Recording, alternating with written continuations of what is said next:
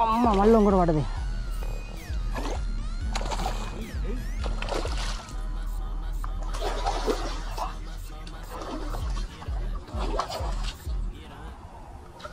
అసలు ఏం మాట్లాడుతున్నాయి.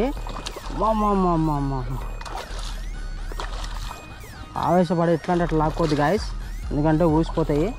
చూడండి ఎంత ఫోర్స్. దారాలు లేకపోవచ్చు, రాడ్లు విరిగిపోవచ్చు అని జాగ్రత్తగా లాక్కోవాలి.